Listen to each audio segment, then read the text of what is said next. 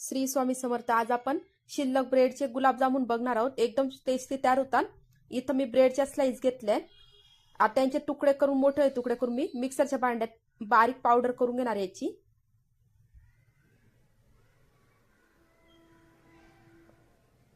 पटकन तयार होणार रेसिपी आहे.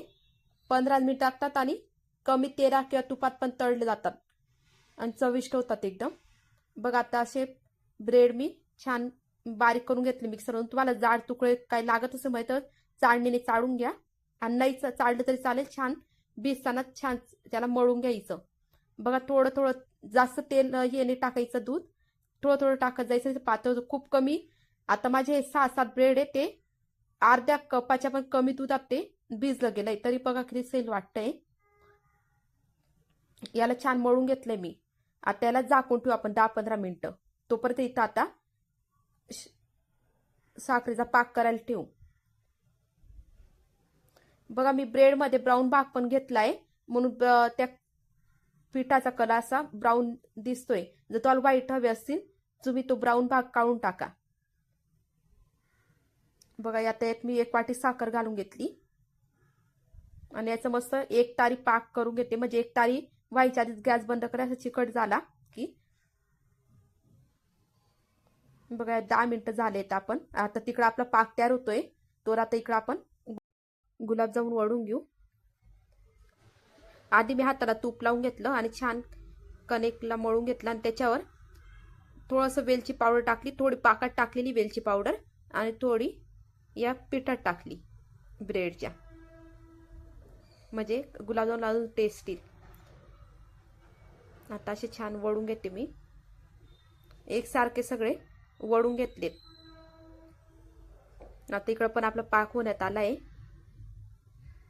थोडं केसर पण टाकलं म्हणून थोडा येल्लो कलर आलाय पाकाला.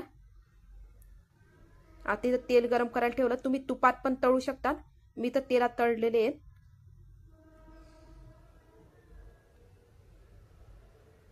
आता तेल जास्तही तापवायचं नाही आणि कमी पण तापवायचं नाही. आता आपण गुलाबजामुन याच्यात टाकून घेतले. थोडा वेळ त्याला हलवू नका. फर्स्ट टाइम ते जेव्हा आपण टाकतो त्या थोडे खाली चिपकतात. बघा हलवले मी छान. अशा आपण हलवत तळून घेऊ त्यांना. म्हणजे चारी बाजू ते एकसारखे तळले जातील.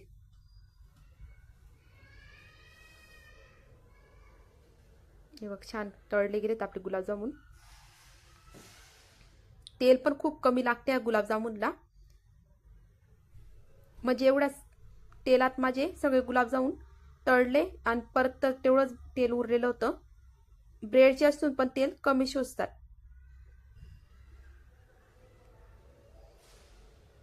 बघा पहिली बॅच काढून दुसरी बॅच टाकली मी तळायला. आता इकडं पाक चेक करून घेते. चिकट झालाय पाक आपला छान. आता बघा सगळे मी तळून घेतले गुलाबजामुन. आता हे एक एक गरम पाण्यात सोडून घेते. गरम येतो पाक.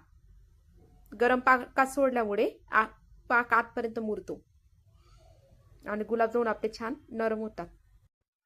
बघा 1 ते 2 तास झाले आपले गुलाबजामुन छान मुरून गेले.